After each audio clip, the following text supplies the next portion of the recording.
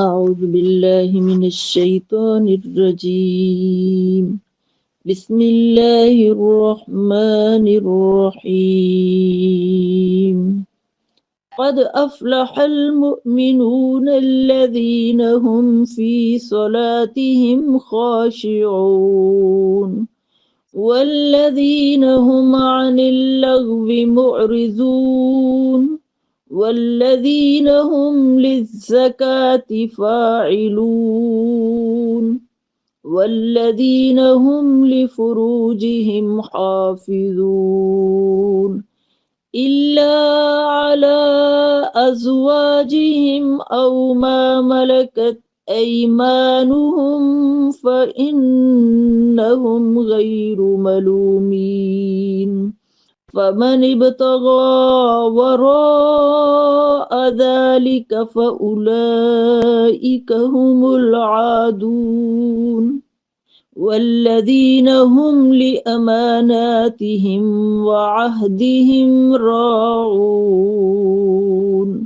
والذين هم على صلواتهم يحافظون أولئك هم الوارثون الذين يرثون الفردوس هم فيها خالدون ولقد خلقنا الإنسان من سلالة من طين ثم جعلناه نطفة في قرار مكين ثم خلقنا النطفة علقة فخلقنا العلقة مضغة فخلقنا المضغة عظاما فكسونا العظام لحما ثم أنشأناه خلقا آخر فتبارك الله أحسن الخالقين ثم إنكم بعد ذلك لميتون ثم إنكم يوم القيامة تبعثون ولقد خلقنا فوقكم 7 طرائق وما كنا عن الخلق غافلين وأنزلنا من السماء ماء بقدر فأسكناه في الأرض وإنا على ذهاب به لقادرون فأنشأنا لكم به جنات من نخيل وأعناب لكم فيها فواكه كثيرة ومنها تأكلون وشجرة تخرج من طور سيناء تنبت بالدهن وصبغ للآكلين وإن لكم في الأنعام لعبرة نسقيكم مما في بطونها ولكم فيها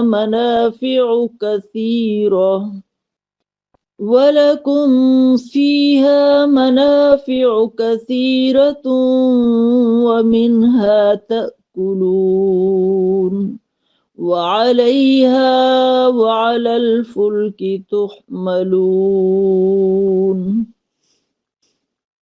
اعوذ باللہ من الشیطان الرجیم بسم اللہ الرحمن الرحیم الحمدللہ رب العالمین۔ آج ہم 18واں پارہ شروع کریں گے انشاءاللہ۔ 18ویں پارے میں سورۃ المومنون ہے، سورہ النور ہے اور سورۃ الفرقان کی ابتدائی 20 آیات مبارکہ ہیں۔ آج ہم انشاءاللہ سورہ المومنون اور سورہ النور کے احکامات کو دیکھیں گے۔ سب سے پہلے سورۃ المومنون کا تعارف، مکی سورت ہے اور اس کے اندر ایمان، اخلاق اور آخرت کے عقائد کی پختگی کے ساتھ مومنین کی صفات بیان کی گئی ہیں۔ مقصد یہ بتایا گیا ہے کہ ایمان، عبادت، اخلاق، معاشرت اور آخرت سب مربوط ہے۔ ایمان کوئی الگ حصہ، عبادات کوئی الگ سسٹم، اخلاق کوئی علیحدہ چیز اور معاشرت کوئی الگ خانہ نہیں ہے، بلکہ یہ اتنا مربوط سسٹم ہے کہ سب چیزیں ایک دوسرے سے منسلک ہیں۔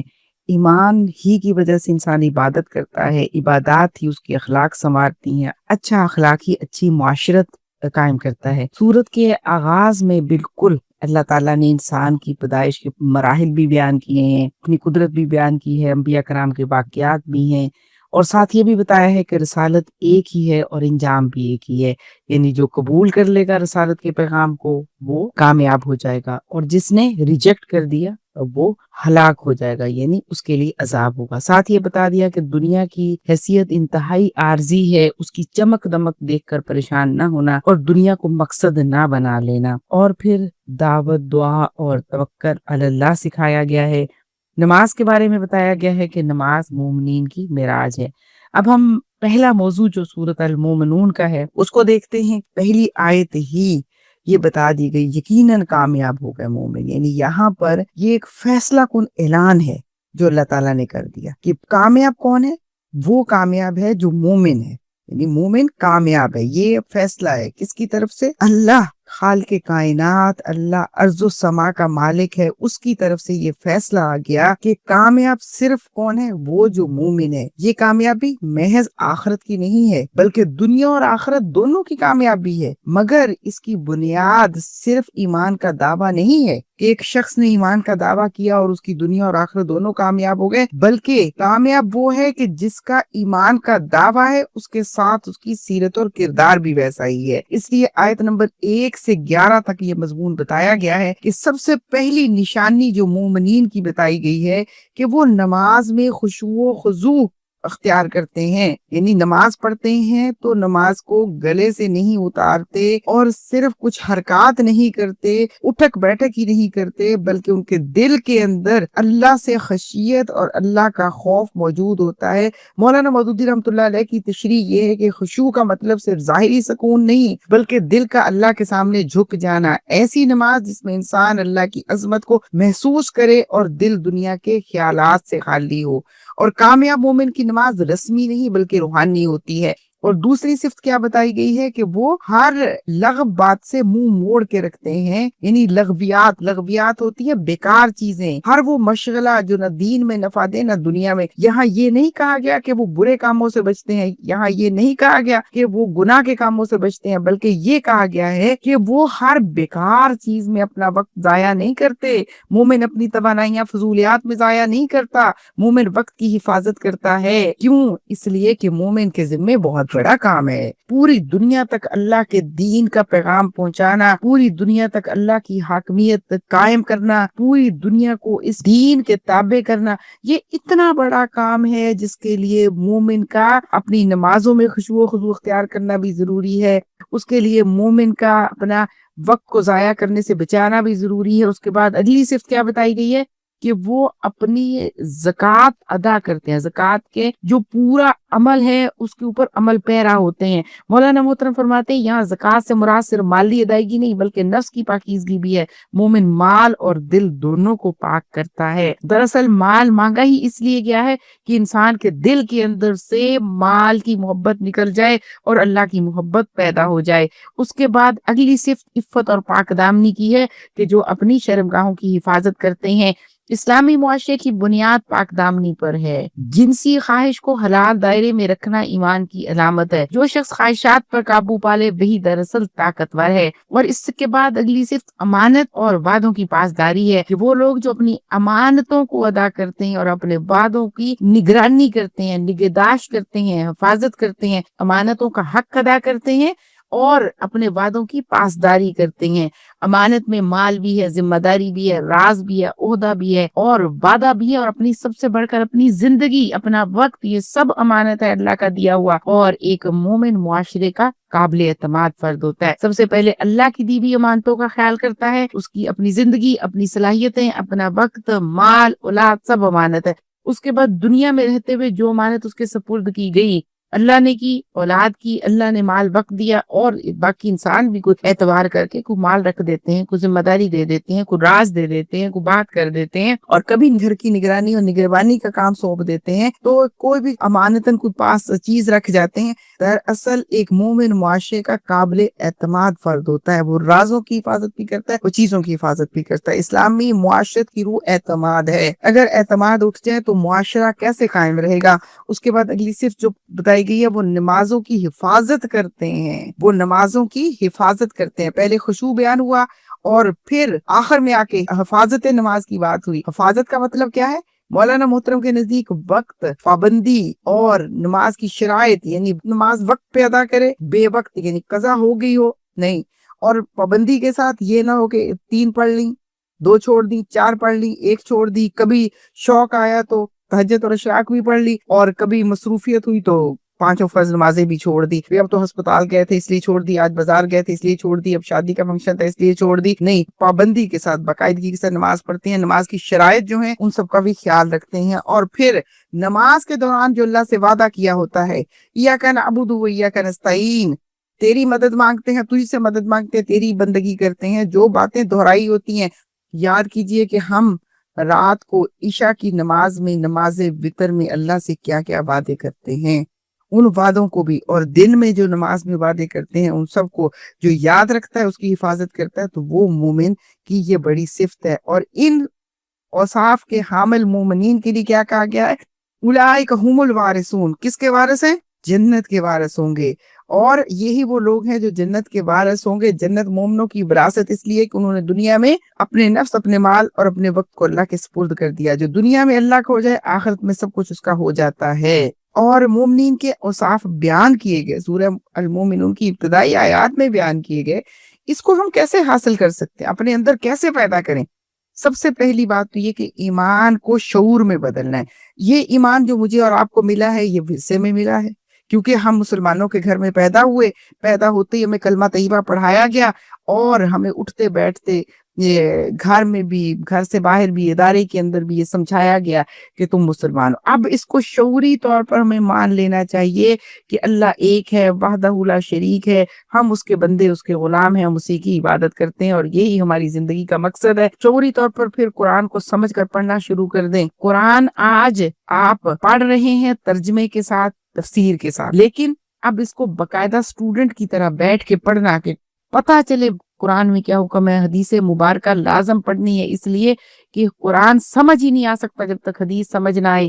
قرآن پاک کو سمجھنے کے لیے کچھ اور اسلامک بکس کا، بیسک بکس کا مطالعہ ضروری ہے، اور بطور اسٹوڈنٹ ضروری ہے، یعنی ہم طالبہ کی حیثیت سے بیٹھ کر داخلہ لے کر قرآن پڑھے، اور اس طرح سے قرآن کو سیکھیں کہ اس کے جو مددگار چیزیں ہیں، حدیث مبارکہ اور اسلامک لٹریچر جس میں صحابہ کے واقعات بھی ہیں اور سیرت مطہرہ بھی ہے، اور اس سب کے مطابق سمجھ کر پڑھے۔ یہ پہلی اوصاف کو پیدا کرنے کا طریقہ ہے۔ دوسری بات یہ کہ نماز کو عادت نہیں، اللہ سے ملاقات بنا لیں۔ خشوع تب پیدا ہوتا ہے جب نماز محض فرض نہ رہے بلکہ اللہ سے ملاقات بن جائے۔ نماز سے پہلے 1 منٹ خاموشی اور ذہن میں ترجمہ یاد کر کے پڑھیں، سجدے میں ذاتی دعائیں کریں۔ نماز دل بدل دے تو زندگی بدل جاتی ہے۔ اور تیسری چیز، خود سوچے کہ میری زندگی میں کون سی ایسی چیزیں ہیں جو لغو ہیں اور مجھے ان سے بچنا چاہیے، ان کی لسٹ بنا لینی چاہیے کہ یہ چیزیں میری زندگی میں وہ ہیں جو میرا وقت ضائع کرتی ہیں، جو میرے دین کی خدمت کا کام ہے، جو فرائض ہیں میرے اوپر، ان سے غافل کرتی ہیں اور ان کے لیے وقت نہیں چھوڑتی۔ ابھی تو آپ کو سوچ رہے ہوں گے، لگ رہا ہوگا کہ میں تو اتنی مصروف ہوتی ہوں کہ میرے پاس ایک لمحہ بھی نہیں، لیکن جب بیٹھ کے صبح فجر کی نماز سے لے کر رات سونے تک کے اپنے اوقات کا جائزہ لیں تو بہت ساری چیزیں نکل آئیں گی ایسی کہ جن کو ہمیں چھوڑ دینا چاہیے۔ اور آج کے دور میں سب سے بڑا مسئلہ یہ ہمارا سوشل میڈیا ہے۔ اس کا استعمال بہت فائدہ مند ہے، لیکن صرف فائدے کے لیے استعمال کریں، باقی استعمال چھوڑ دیں۔ اور پھر تھوڑا زائد از ضرورت گفتگو ہے، زائد از محفلوں میں جانا بیٹھنا اور وہاں وقت ضائع کرنا، اور اس کے بعد اپنے دل کا تزکیہ کرنے کی پلاننگ ہے۔ پہلے تو مجھے یہ معلوم ہونا چاہیے کہ میرے اندر کون کون سی اخلاقی خرابی موجود ہے اور کتنی موجود ہے۔ اخلاقی خرابی ہمیں سب پتا ہے، جھوٹ ہے، غیبت ہے، چغلی ہے، بدگمانی ہے، برے نام سے پکارنا ہے، یہ پوری لسٹ ہم سب کو پتا ہے، غصہ ہے، ریا ہے، حسد ہے، تو ہم لسٹ بنائیں اپنی۔ اب ایک دم آپ یہ سوچ رہے ہوں گے کہ میں تو یہ کام نہیں کرتی، لیکن یقین کیجئے کہ جب آپ سوچنے بیٹھیں گی تو یہ ساری برائیوں میں سے کچھ نہ کچھ حصہ میری ذات کے اندر موجود ہے۔ اب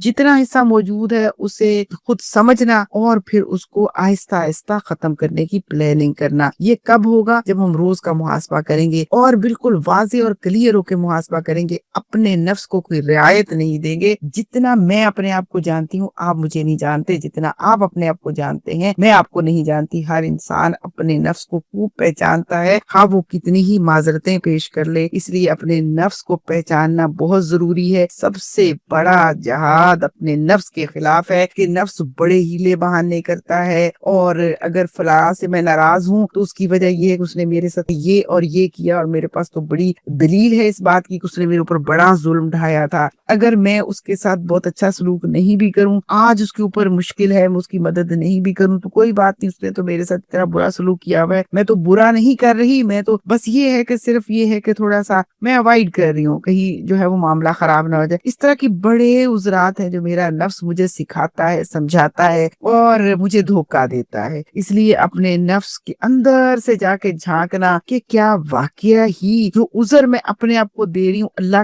اس عذر کو قبول کر رہا ہے؟ اگر تو اللہ بھی اس عذر کو قبول کر رہا ہے، لیکن ایک بات میری بہت پیاری بہنوں اور بیٹیوں یاد رکھنے کی ہے، آئینہ جتنا صاف ہوگا اتنے ہی چہرے کے داغ دھبے نظر آئیں گے، دل جتنا صاف ہوگا اتنا ہی اندر کے یہ مسائل نظر آئیں گے۔ اس لیے حکم دیا گیا ہے کہ اللہ کا ذکر کرو۔ اللہ کا ذکر جو ہے وہ دلوں کے داغ کو دھو دیتا ہے۔ اس لیے ذکر الہی اب رمضان المبارک ہمارے لیے دلوں کے زنگ کو دھونے کا ذریعہ ہے۔ تلاوت قرآن، نماز تراویح اور یہ جو دعائیں ہیں جن کا اہتمام کرتے ہیں صبح اور شام کی، سحر و افطار کی، عشروں کی، اور پھر ہم استغفار بھی کرتے ہیں، یہ سب ہمارے دلوں کے دھونے کا ذریعہ ہے۔ جب دل دھل جائیں گے تو اپنا محاسبہ صحیح طریقے سے ہو سکے گا، اور پھر حیا اور پاک دامنی کا شعور، یعنی ہم خود سوچیں کہ مجھے اپنی نگاہوں کی حفاظت کیسے کرنی ہے۔ اور اگر ہم ظاہر ہے کہ ہمیں بہت سارے وہ کام کرنے پڑتے ہیں جو کہ بہت دل کو بھی اچھے نہیں لگتے، جو ایمان کے لیے بھی مشکل ہوتے ہیں، لیکن اگر وہ کرنے پڑ جائیں اور کسی دعوت کی ضرورت کے مطابق کرنے پڑے تو کراہت موجود رہنی چاہیے، دعا اور استغفار ضرور موجود رہنی چاہیے کہ اللہ جس مقصد کے لیے یہ میں نے قدم اٹھایا ہے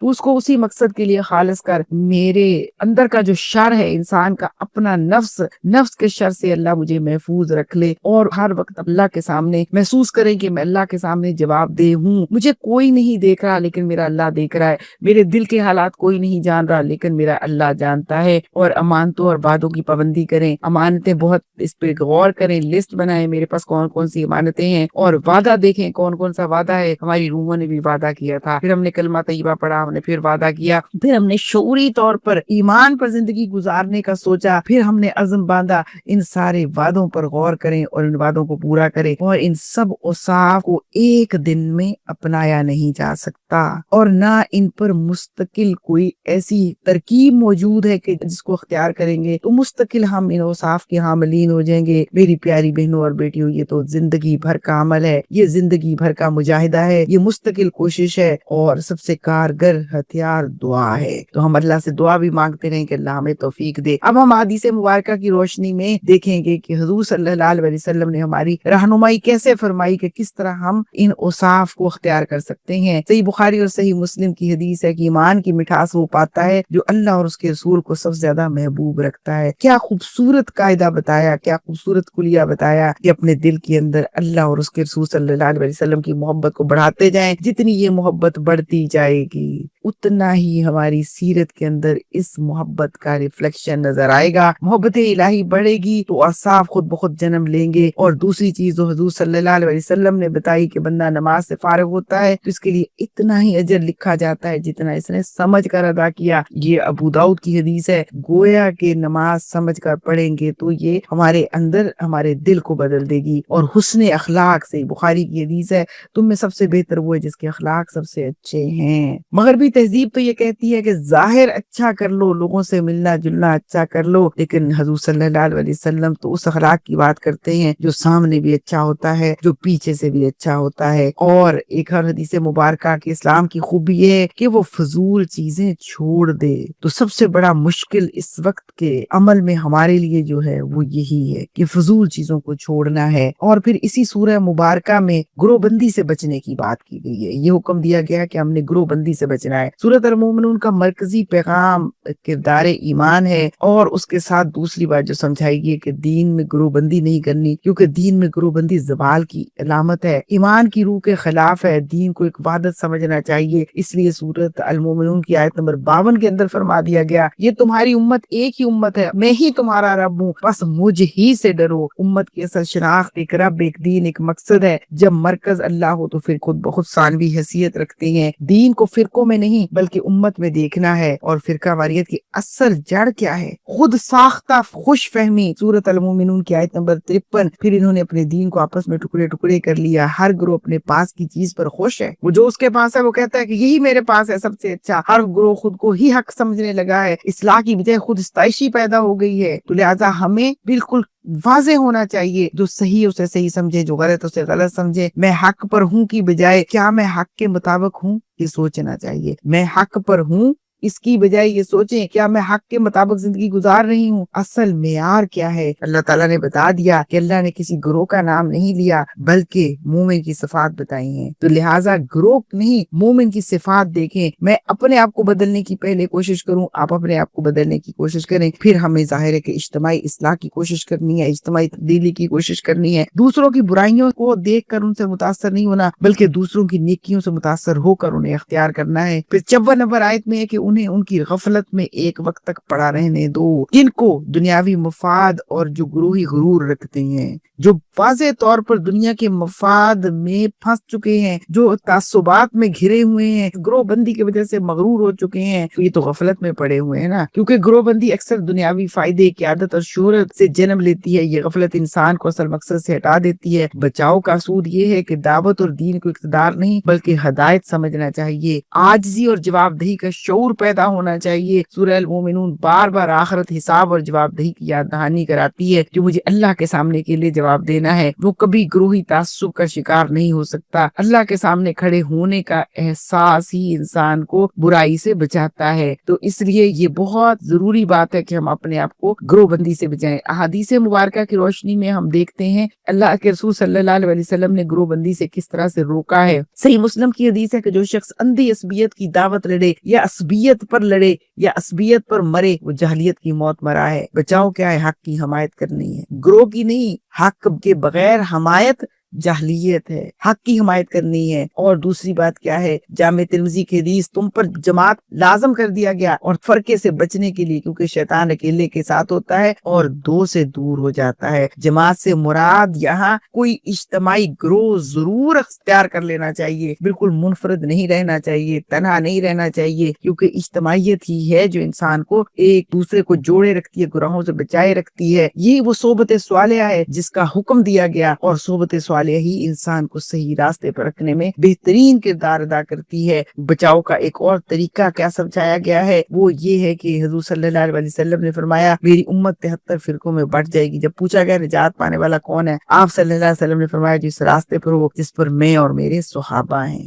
اس بات کو سمجھنا کہ اللہ کا دین کیا ہے، نبی صلی اللہ علیہ وسلم کی سنت کیا ہے، صحابہ کا طریقہ کیا تھا. اور ایک اور طریقہ صحیح بخاری کی حدیث آپس میں بغض نہ رکھو، حسد نہ کرو، پیٹھ پیچھے برائی نہ کرو، اللہ کے بندے بھائی بھائی بن جاؤ. کوئی ایسی چیز جس کے اندر نفرت ہو وہ نہیں ہونی چاہیے. ایک اور حدیث مبارکہ ہے مومن آپس میں ایک جسم کی مانند ہے، اگر جسم کا ایک حصہ تکلیف میں ہو تو سارا جسم تکلیف محسوس کرتا ہے. یہ بخاری اور مسلم کی حدیث ہے. سخت کلامی اور شدت سے بچنا ہے کہ دین میں غلو سے بچو، تم سے پہلے لوگ غلو کی وجہ سے ہلاک ہوئے. یہ نسائی کی حدیث ہے. اور پھر بہت اہم اس موضوع پر آخری بات صحیح بخاری کی حدیث ہے، تم قیادت کی حرص نہ کرو، یعنی یہ جو اندر سے انسان کے اپنے آپ کو آگے رکھنے، اپنے آپ کو بڑا کرنے، اپنے آپ کو نمایاں کرنے کی جو ایک اندر سے انسان کی اٹھتی ہے خواہش، اس خواہش کو سمجھو، پہچانو اور اس سے اپنے آپ کو بچا کے رکھو، یہی اصل میں کامیابی ہے۔ اور پھر اب ہم یہ بھی دیکھ لیں کچھ کہ ہماری جو راہ میں رکاوٹیں ڈالنے والی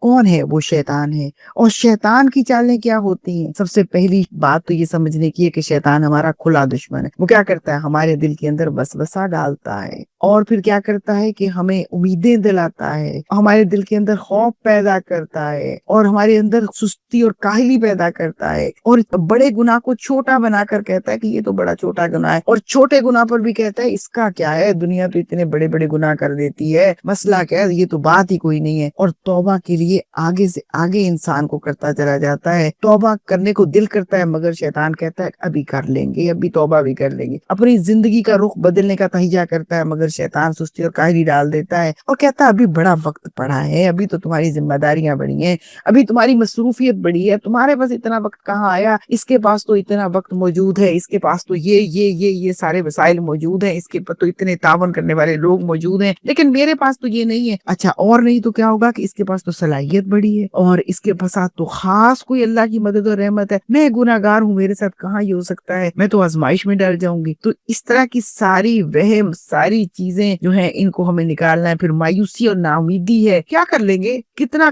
ہو جائے گا، اس نے کون سا بدل جانا ہے، ہونا تو کچھ بھی نہیں، آپ جو بھی کر لیں نتیجہ تو یہی نکلنا ہے۔ تو یہ وہ نا امیدی کی باتیں ہیں جس سے ہمیں بچنا ہے۔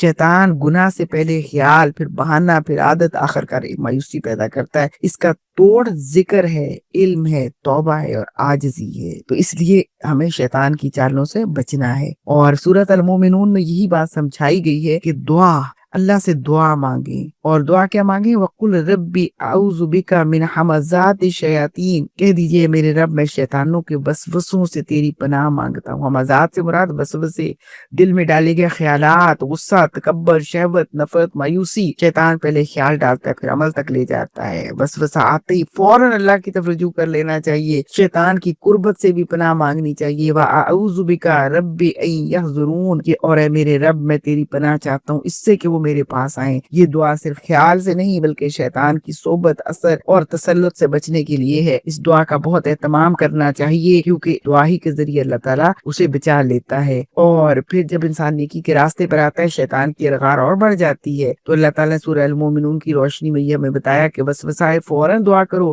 ربی اعوذ بک من حمزات الشیاطین واعوذ بک من ربی ان یحضرون۔ نیکی کے بعد ضرور آئے تو عاجزی اختیار کریں، عبادت میں سستی آئے اسی دعا کو دہرائیں۔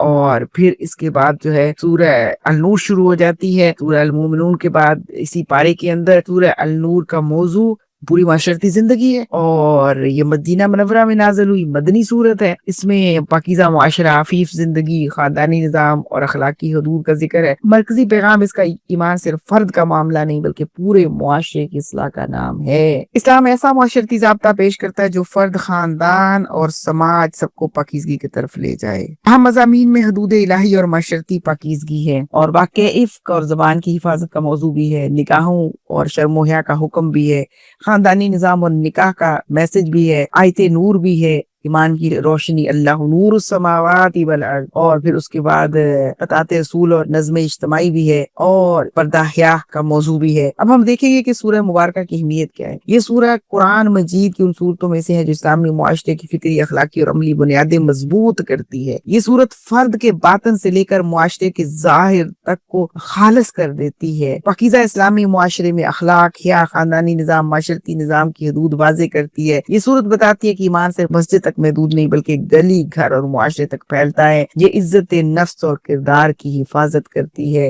حیا کی تعلیم دیتی ہے، اخلاق کو سنوارتی ہے، ایمان کو مضبوط کرتی ہے۔ تو اس سورہ مبارکہ کی ابتدا میں ہی زنا کے بارے میں بتایا گیا ہے، اس کی سزا بتائی گئی ہے۔ اللہ تعالیٰ فرماتے ہیں کہ اسلام میں زنا جو ہے وہ کیا ہے، ایک سنگین جرم ہے، سنگین اخلاقی اور معاشرتی جرم ہے، اور بتا دیا گیا کہ زنا کرنے والی عورت اور زنا کرنے والے مرد ان میں سے ہر ایک کو 100 کوڑے مارو، یعنی اگر وہ کمارے یہ جرم کرتے ہیں، شادی شدہ نہیں ہیں تو ان کو 100 کوڑوں کی سزا دے دو، لیکن اگر شادی شدہ ہیں تو یہ سزا رجم کی سزا ہے۔ یہ سزا نبی صلی اللہ علیہ وسلم کے فیصلوں اور خلفائے راشدین کے عمل سے ہے کہ شادی شدہ زانی کی سزا یہ ہے کہ اسے پتھر مار مار کر مار دیا جائے، کیونکہ اس کے پاس خواہش کو پورا کرنے کا جائز طریقہ موجود تھا، اس نے جائز راستے کو چھوڑ کر ناجائز راستہ اختیار کیا۔ قرآن نے حد زنا کی اصل بیان کر دی، سنت نے محسن اور غیر محسن میں فرق واضح کر دیا۔ جو نکاح میں آ گیا وہ کلا بند ہو گیا، جو کلا بند ہو گیا اس کو اپنی ضروریات، اپنی خواہشات اپنی حد کے اندر پوری کرنی ہے تاکہ باقی معاشرہ اس کے شر سے محفوظ رہ سکے۔ سزا کے نفاذ کی سخت حکم ہے کہ اسلام میں زنا ثابت ہونا بہت مشکل رکھا گیا۔ ثبوت کے طریقے کے 4 عادل گواہ جو عینی طور پر فعل کو دیکھیں یا خود زانی کا بار بار اقرار کسی جبر کے بغیر، اگر 4 گواہ نہ ہو تو الزام لگانے والا خود سزا کا مستحق ہوگا۔ اس کا مقصد یہ ہے کہ بے گناہوں کی عزت محفوظ رہے، بہتان، افواہ اور کردار کشی کا دروازہ بند ہو جائے۔ اسلام یہ سمجھاتا ہے کہ توازن ہونا چاہیے، پردہ پوشی ہونی چاہیے۔ اصل میں دیکھیں کسی کو کریکٹر لیس قرار دے دینا تو بہت آسان ہے نا، کسی کے کریکٹر پر مطلب جو کریکٹر ایسوسیشن ہے بہت آسان ہے کہ اس کو کہہ دینا کہ اس نے یہ کیا اور وہ کیا۔ اس لیے قذف رکھا گیا کہ جس نے جھوٹا الزام لگایا اور وہ ثابت نہ کر سکا تو اس کو سزا ملے گی۔ ظاہر ہے اگر ہم تاریخ پر دیکھیں، حالات پر دیکھیں تو سزائیں تقریباً اسی وقت ہی ملی ہیں جب انسان نے خود اپنے جرم کا اقرار کیا، اور دوسروں کو تو یہ سمجھا دیا گیا کہ جو شخص کسی مسلمان کی پردہ پوشی کرے اللہ قیامت کے دن اس کی پردہ پوشی فرمائے گا۔ یعنی دوسرے پر الزام لگانا اور دوسروں کے خلاف یہ بیٹھ کے باتیں کرنا، فلاں کا تو یہ معاملہ ہے، فلاں کا یہ معاملہ، یہ بہت گناہ کا کام ہے۔ اسلام تعلیم دیتا ہے مجھے یہ کہ میں خود اپنی پاکیزگی اختیار کروں، اگر خدا نخواستہ مجھ سے گناہ ہو گیا تو پھر اس گناہ کے دھونے کا انتظام خود کروں، یہ نہیں کہ دوسرے الزام لگائیں، دوسرے بات گمانی کرے، دوسرے تجسس کریں، دوسرے الزام تراشی کرے۔ دوسروں کو کہا گیا کہ پردہ پوشی کرو، تمہیں نظر بھی آ گیا ہے تو پردہ پوشی کرو۔ ذاتی گناہ پر توبہ کی ترغیب ہے کہ خود توبہ کر لو، دوسروں کے عیوب اچھالنے سے منع کیا گیا ہے۔ اسلام میں حد زنا کا مقصد خاندانی نظام کی حفاظت ہے، نسب اور معاشرت کی پاکیزگی ہے، اخلاقی حدود کا تحفظ ہے۔ اچھا اب کچھ اور باتیں ہمیں یہاں پر غور کرنے کی ضرورت ہے، وہ یہ کہ تہمت لگانے کی کیا سزا کیا ہے۔ تہمت کہتے ہیں قذف، قرآن مجید میں قذف ہے، اس کے لیے حکم دیا گیا ہے کہ پاک دامن مرد یا عورت پر زنا کا الزام لگانا جو ہے وہ نہایت سنگین جرم ہے، کیونکہ اس پہ فرد، اس کا خاندان، سب کی زندگی مشکل ہو جاتی ہے، سب کی عزت ختم ہو جاتی ہے۔ اس لیے یہ حکم دیا سورہ النور کی آیت نمبر 4، جو لوگ پاک دامن عورتوں پر تہمت لگائیں پھر 4 گواہ نہ لائیں تو انہیں 80 کوڑے مارو اور کبھی ان کی گواہی قبول نہ کرو، یہی لوگ فاسق ہیں۔ اتنی بڑی سزا ہے کہ 80 کوڑے بھی پڑیں گے، ساتھ ہمیشہ کے لیے گواہی کی، اس سے بھی نکل گیا، کیونکہ گواہ کا عادل ہونا بھی ضروری ہے، گویا کہ یہ عادل ہی نہیں رہا۔ اور پھر تہمت کی سزا کے 3 حصے بتائے گئے ہیں کہ قرآن کے مطابق تہمت لگانے والے کے لیے جسمانی سزا 80 کوڑے، سماجی سزا کیا ہے، اس کی گواہی ہمیشہ کے لیے ناقابل قبول ہوگی، تیسری سزا اخلاقی اور دینی سزا کہ اسے فاسق قرار دیا گیا ہے۔ اب یہ 3 باتوں اگر ہمیں یاد رہ جاتی ہیں کہ قذف کی سزا 3 چیزیں، 3 کوڑے بھی ہیں، سماجی ایک طرح کی اس کی ڈیگریشن بھی ہے کہ ہمیشہ کے لیے گواہی کے قابل نہیں ہوگا، اور تیسری بات فاسق بھی اسے قرار دے۔ یہ باتیں یاد رہ جائیں تو زبان قابو میں رہ جائے گی۔ زبان قابو میں رکھنے کے لیے ان چیزوں کو بار بار یاد کرنا بہت ضروری ہے۔ یہ ایسے احکامات ہیں جو یہ نہیں ہو سکتا کہ مستقل ہم ان کے اوپر قائم رہ لیں، اس کے لیے یاد دہانی بہت ضروری ہے، اور یاد دہانی کے لیے ہماری صحبت صالحہ ہونا بہت ضروری ہے، اجتماعیت کے ساتھ جڑے رہنا، ان مجالس کو اختیار کیے رکھنا، ان مجالس کا حصہ بنے رہنا، اجتماعیت کے ساتھ چمٹے رہنا، یہ ذریعہ ہے۔ اور توبہ کا دروازہ تو اللہ نے کھلا رکھا ہے نا، سورہ نور میں اللہ تعالیٰ فرماتے ہیں اگر تہمت لگانے والا سچی توبہ کر لے، اصلاح کر لے تو اللہ کے ہاں معافی ممکن ہے۔ مگر دنیاوی سزا اپنی جگہ رہتی ہے۔ گواہی کی بحالی میں جو ہے وہ یہ مسئلہ نہیں ہے کہ اگر اس نے توبہ کر لی ہے تو کہیں اس کے دنیا کے اندر بھی سزا ختم ہو جائے گی، دنیا کے اندر سزا تو رہے گی لیکن اللہ معاف کر دے گا۔ اور اس کے ساتھ پھر سورہ نور کے اندر واقعہ افک بھی ہے، اور واقعہ افک سے پہلے کچھ 1-2 باتیں اور بہت ضروری ہیں جنہیں ہم دیکھ لیں کہ غیر اخلاقی حرکات سے معاشرے کو کس طرح بچایا جا سکتا ہے۔ ہم غیر اخلاقی حرکات سے معاشرے کو اسی طرح بچا سکتے ہیں کہ ایمان اور جواب دہی کا شعور پیدا ہو جائے، آخرت کا یقین ہو جائے،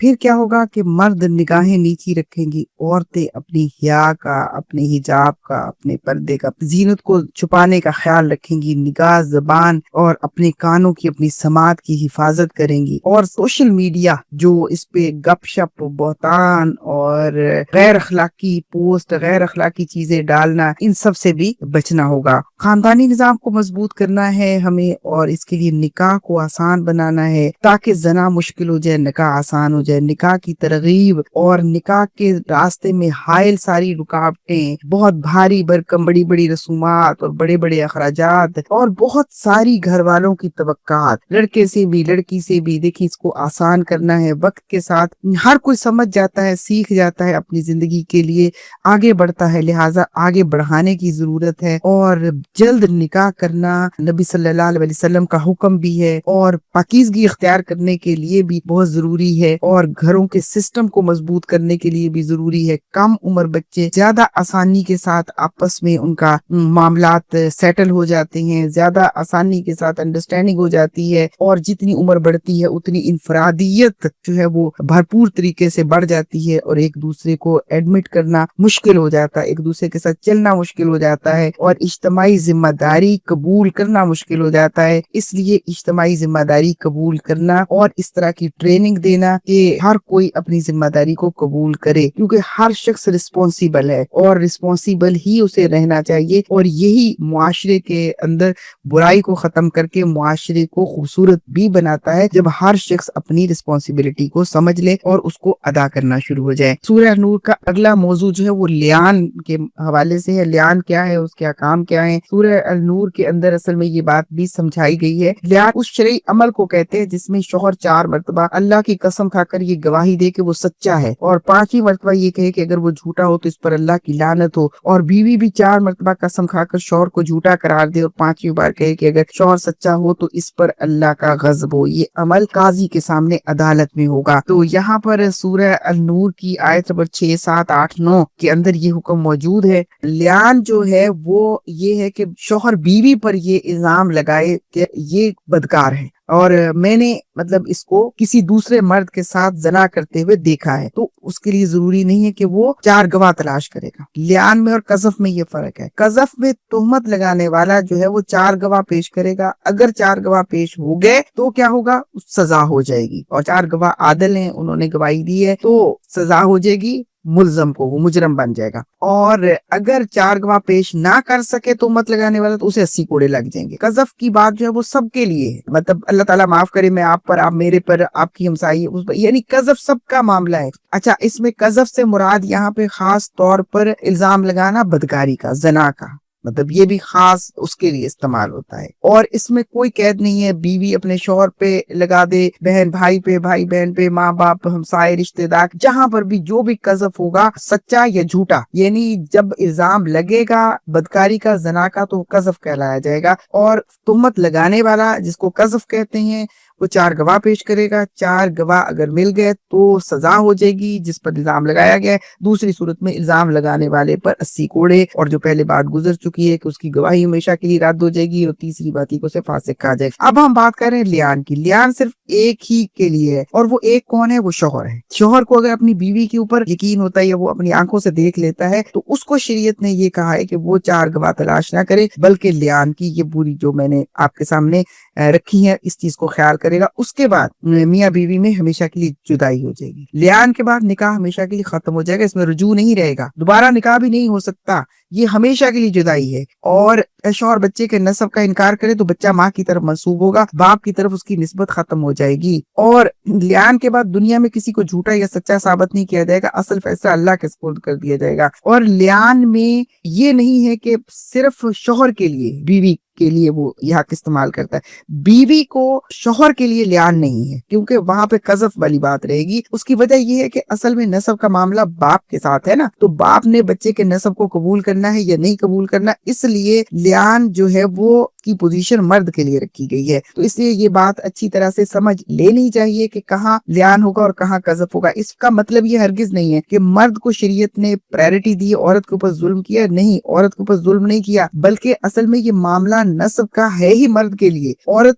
کے لیے تو ظاہر ہے اس نے بچہ پیدا کیا، وہ تو اس نسب سے کہیں پہ انکار کر ہی نہیں سکتی، اب جا ہی نہیں سکتا، ممکن ہی نہیں ہے. تو اس لیے وہاں پر لیان کا معاملہ صرف اور صرف شوہر کے لیے ہے کہ شوہر اپنی بیوی کو اگر اس حالت میں دیکھے تو پھر اس کے لیے یہ طریقہ ہے قسمیں کھانے کا. اور قسم میں اگر مطلب عورت اس کو ریجیکٹ کر دیتی ہے تو وہ سزا سے تو بچ جائے گی، لیکن ہر صورت میں جدائی ہو جائے گی. یعنی شوہر نے قسمیں کھائیں اپنی بات کے لیے سچا ثابت کرنے کی، عورت نے اپنی قسم کھا لی اس کی کہ یہ جھوٹا ہے، تو لہٰذا دونوں میں جدائی ہو جائے گی. لیان کے بعد جو ہے وہ اگلا موضوع ہمارے پاس سورہ النور کی روشنی میں واقعہ افک ہے. اور یہ اسلامی تحریک کا ایک نہایت آزمائش بھرا تربیتی اور اصلاحی واقعہ ہے، جس میں ایک عظیم پاک دامن خاتون پر جھوٹا بہتان باندھا گیا. پھر اللہ تعالیٰ نے خود قرآن کے ذریعے ان کی برات نازل فرمائی. یہ واقعہ امت کے لیے زبان، اخلاق، عدل اور معاشرتی رویوں کا مستقل ضابطہ ہے. یہ واقعہ 6 ہجری میں غزوہ بنی المستلق سے واپسی پر پیش آیا کہ نبی کریم صلی اللہ علیہ وسلم سفر میں اپنی ازواج میں سے قرآن اندازی فرماتے. اس سفر میں حضرت عائشہ صدیقہ رضی اللہ تعالیٰ عنہ ساتھ تھی. واپسی پر ایک مقام پر قافلہ رکا. حضرت عائشہ صدیقہ رضی اللہ تعالیٰ عنہ ہار تلاش کرنے کے لیے پیچھے رہ گئیں اور ثابت قدمی کے اصول کے مطابق قافلہ روانہ ہو گیا. بعد میں حضرت صفوان بن معطل رضی اللہ تعالیٰ عنہ نے انہیں دیکھا اور احترام کے ساتھ مدینہ منورہ پہنچایا. ایک منافق نے اس موقع کو استعمال کرتے ہوئے بدترین بہتان گڑا. کچھ سادہ دل مسلمان بغیر تحقیق کے اس بات کو آگے پھیلاتے چلے گئے. یوں ایک جھوٹ معاشرے میں پھیل گیا. یہی سے قرآن نے افواہ، گمان اور زبان کے فتنہ کو بے نقاب کیا ہے. حضور صلی اللہ علیہ وسلم اور اہل ایمان کی آزمائش تھی. تقریباً 1 ماہ تک وہی نازل نہ ہوئی. نبی صلی اللہ علیہ وسلم اور حضرت عائشہ صدیقہ رضی اللہ تعالیٰ عنہ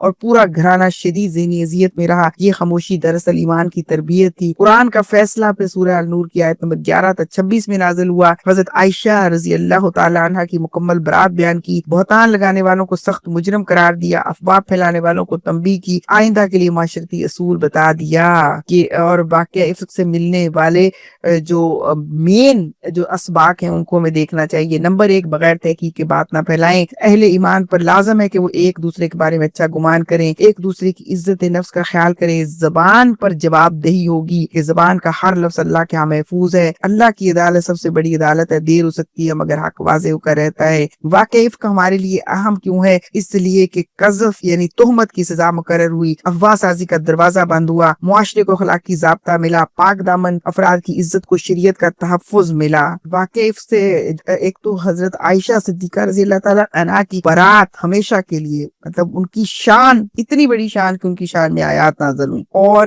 دوسرا یہ کہ جو ایک معاشرے کے اندر ایک بری باتیں گردش کرنے لگتی ہیں، زبانیں بے احتیاطی میں بہت کچھ بولنے لگتی ہیں، اس سے روکا گیا ہے. اور اس کی ضرورت تو آج بھی بے شمار ہے، بہت زیادہ ہے. حسن زن کا معاملہ رکھنا اور دوسرے کے اوپر تہمت لگانا، الزام لگانا، دوسرے کی کریکٹر کو برا کہنا، یہ بہت ہی بری اور گئی گزری حرکت ہے. اور انتہائی تربیت کی ضرورت ہے کہ اس طرح کی چیزوں سے عملاً بھی ان باتوں سے بچا جائے. یعنی بچنے کے لیے حیا، پردہ، زبان کی حفاظت، گھریلو آداب، معاشرتی نظام، یہ سب چیزیں ضروری ہیں. اور پھر کیا ہوا؟ منافق لوگوں کی منافقت بے نقاب ہو گئی، سادہ مسلمانوں کی تربیت ہو گئی. یہیں سے تو پھر واضح ہو گیا کہ عبداللہ بن ابی کے مسائل جو ہیں وہ کیا کیا ہیں اور مسلمان آگے سے اس سے بچ کر رہے. اور آج کا سوشل میڈیا کا دور جس میں افواہ، بہتان، کردار کشی، ایک چھوٹی سی بات اتنے بڑے دائرے میں پھیل جاتی ہے، پھر وہ آگے سے آگے لیے چلی جاتی ہے. یہ بہت بڑا فتنے کا دور ہے. سوشل میڈیا کی وجہ سے فتنہ بہت زیادہ پھیلتا ہے. اب تو AI کا دور ہے کہ جس میں آپ غلط تصویر بنا سکتے ہیں، غلط ثبوت پیش کر سکتے ہیں. آپ کسی ایک شخص کے جسم کے اوپر دوسرے کا سر لگا کے جو مرضی اس کے ساتھ آپ معاملات شو کرا سکتے ہیں، جس طرح کی چاہے ویڈیو بنا سکتے ہیں. ایک بنی ہوئی ویڈیو کے اندر کچھ بھی آپ میوزک ڈال سکتے ہیں، اس کے پیچھے کچھ اور چیزیں. یہ اتنے بڑے فتنے ہیں کہ جس کے اوپر ایک تو ان فتنوں کے آگے بند باندھنے کی ضرورت ہے. اور بند کون باندھے گا؟ اس وقت کے اگر آپ تھوڑا سا سوشل میڈیا کے فطروں کے اوپر غور کریں، کتنا زیادہ مسئلہ ہے کہ آپ کی نظروں سے بہت دفعہ یہ ویڈیوز گزری ہوں گی کہ وزیر اعلیٰ کی کس طرح بنا کے تصویریں جو ہیں اور مختلف سیاسی لیڈروں کی کس طرح سے بری باتیں کی جاتی ہیں. تو اس کو بند کون باندھے گا؟ حکومت. اقتدار ایسے لوگوں کے پاس ہو جو سمجھدار ہوں، جو ان چیزوں کو برا سمجھتے ہو، جو کوئی سسٹم بنا سکتے ہوں، جو کوئی قانون بنا سکتے ہوں، جو قانون کو نافذ کر سکتے ہوں، جو تربیت کر سکتے ہوں، جو ترغیب دے سکتے ہوں نیکی کی، की, जो बुराई से दूर रखने का जिनके अंदर दाहिया मौजूद हो, जो ऐसा सिस्टम ला सकते हो जो एकदम मुआशरे की तरबियत करे, जो मीडिया को तरबियत के लिए इस्तेमाल करे, जो कानून को तरबियत के लिए इस्तेमाल करें, जो दीन के इल्म को फैलाने के लिए इस्तेमाल करें। यहाँ पर अगर आप बैठ के थोड़ी देर गौर करेंगे तो बहुत अच्छे से बात समझ आएगी कि हमारी हुकूमत का, हमारे निजाम, इज्तिमाई निजाम का मुसलमान होना कितना जरूरी है। और फिर हमारे तालीमी सिस्टम के अंदर, हमारे निजाम तालीम के अंदर जो तरबियत देने की जरूरत है वो, और फिर हमारे घरों के अंदर जो तरबियती निजाम होना चाहिए जो खत्म हो चुका कभी हुआ करता था, उस तरबियती निजाम को वापस लाने की जरूरत है। मीडिया को तरबियत के लिए इस्तेमाल होना चाहिए, जैसे पैमरा है इस तरह अदारा, बाख्तियार अदारा जो इन सारी चीजों पर पाबंदी लगाए और इन सब कामों को करने वालों को मुजरम करार दे, उन्हें सजा दे, तो इसका नतीजा क्या निकलेगा? तरगीब होगी, तरहीब होगी, फिर सजा होगी, तो मुआशरा फिर ही दुरुस्त होगा। क्योंकि मुआशरे के अंदर दोनों तरह के लोग मौजूद होते हैं, खैर पसंद लोग भी होते हैं और शर पसंद लोग भी होते हैं। और बड़ा तबका वो न्यूट्रल होता है, जब खैर इख्तिदार पे होता है तो खैर की तरफ चल पड़ते हैं, जब शर इख्तिदार पे होता है तो शर की तरफ चल पड़ते हैं। इसलिए इस तरह की इस दौर के अंदर बहुत ज्यादा इस चीज की जरूरत है। आगे हम ये देखते हैं कि फुहश मवाद को फैलाने की कुरान और सुन्नत के अंदर किस तरह से जो है वो मना किया गया है। सूरह अन-नूर की आयत नंबर 19 खास इसके लिए है कि अल्लाह ताला वो लोग बिल्कुल पसंद नहीं है कि जो मोमिनीन के दरमियान फवाहिश को फैलाते हैं, उनके लिए दुनिया और आखिरत दोनों में दर्दनाक अजाब है। तो फिर अल्लाह ताला ने खुद सूरह बनी इसराइल के अंदर भी फरमा दिया कि तुम जना के करीब भी ना जाओ, यानी कोई ऐसा काम जो बदकारी में मुब्तला करने का बायस बनता हो उससे दूर रहो। इसीलिए गज़्ज़े बसर का हुक्म भी दिया गया है। सूरह अन-नूर की आयत नंबर 30 और 31 के मोमिन मर्दों से भी कह दो, मोमिन औरतों से भी कह दो कि अपनी निगाहों को नीची रखे, क्योंकि निगाह ही इब्तिदा होती है किसी की बुराई को। और फिर साथ ये भी बता दिया गया कि लिखने वाला हर चीज लिख रहा है, यानी फरिश्ता हर चीज को नोट कर रहा है। सूरह नूर के अंदर खबीस और तैयब का बयान भी है। ये 26 नंबर आयत का तर्जुमा है, नापाक औरतें नापाक मर्दों के लिए हैं, नापाक मर्द नापाक औरतों के लिए, पाकीज़ा औरतें पाकीज़ा मर्दों के लिए हैं, पाकीज़ा मर्द पाकीज़ा औरतों के लिए। ये लोग इन बातों से बरी हैं जो इनके बारे में कही जा रही हैं, इनके लिए मगफरत और बाइज्जत रिज़्क है। खबीस का मतलब बद किरदार, बेहया, फोश पसंद, बोतान तराश, जुबान और अमल में गंदगी फैलाने वाला। तैयब से मुराद बाहया, सच्चा, पाक दामन, जुबान और नजर का मुहाफिज, अखलाकी तौर पर साफ। और अगली बात, खबीस लोगों से खबीस बातें सादर होती हैं, तैयब लोगों से तैयब बातें सादर होती हैं। तो अल्लाह ये चाहता है कि अपने आप को खबीस चीजों से दूर रखें। पाकीज़ा हस्तियों पर लगाए गए इल्जाम को अल्लाह ताला ने किस तरह से रद्द कर दिया, फिर हमें भी ये बात समझा दी कि हमें भी इन सब चीजों से दूर रहना है। फिर इसी सूरह मुबारका में पर्दे के हकाम भी हैं। इस्लाम में पर्दा सिर्फ लिबास का नाम नहीं बल्कि निगाह, रवैये, गुफ्तगू, माहौल सब है। निगाह का पर्दा मर्द और औरत दोनों के लिए है। औरत भी आंखें नीची रखे, मर्द भी आंखें नीची रखे। और औरत का लिबास सूरह नूर की आयत नंबर 31 और फिर सूरह अहज़ाब की आयत नंबर 59 के पूरा जिस्म, चेहरा, हाथ के अलावा पूरा जिस्म औरत का सतर है। बाकी उसको ढांपना उसे महरम मर्दों के सामने भी है, यानी उसके बाप, भाई, बेटे, भतीजे, भांजे। औरत अपने महरम मर्दों के सामने भी चेहरा और हाथ खोलेगी। सतर जो है वो उसका छुपा रहना चाहिए, इसको सतर कहते हैं। औरत का पूरा जिस्म सतर है और उसके बाल भी सतर में है, उसका जिस्म भी सतर में है, तो लिहाजा वो सतर का ख्याल रखे। और हिजाब का मतलब भी यही है कि वो मतलब इसमें बहरहाल फुकहा के यहाँ इख्तिलाफ मौजूद है कि चेहरे और हाथों को खोल सकती है, लेकिन ये कि जीनत का इजहार ना हो, चेहरा उसका मुज़य्यन ना हो, मतलब वो बहुत मेकअप किया हुआ और खुशबू लगाई भी, इसके बहुत मना किया गया जीनत से और खुशबू से। और साथ ये भी बता दिया गया है कि जो हिजाब का मामला है, हिजाब के ऊपर कुछ उलमा ने इसे अजीमत कहा और कुछ उलमा ने इसे तज़किया बरकरार रखने का जरिया कहा, कुछ उलमा ने इसको मुआशरे की पाकीज़गी का जरिया कहा, कुछ उलमा ने इसे जरूरत के लिए खास तौर पर अपने मतलब कुछ हालात की बुनियाद पर इसको खोलने का चेहरे को इजाजत दी। लेकिन इस बात पर सबका इत्तफाक है कि चेहरा और हाथों के अलावा उसके पूरे बाल, पूरा जिस्म, हर चीज ही वो ये हिजाब में भी है, सतर में भी है। और सतर और हिजाब में फर्क ये है कि महरम मर्दों सवाए शौहर के बाकी सबके सामने उसे अपना सारा जिस्म ढांप कर आना है, लेकिन जीनत अख्तियार कर सकती है, यानी अच्छे कपड़े पहन सकती है, बाल संवर सकती है, वालिद के सामने, भाई के सामने, बेटे के सामने, भांजे के सामने, भतीजे के सामने, महरम मर्दों के सामने बाल संवर सकती है। लेकिन हिजाब में फर्क ये है कि वो गैर महरम मर्दों के सामने जीनत का इजहार भी नहीं कर सकती, बल्कि उसे अपना पूरा मतलब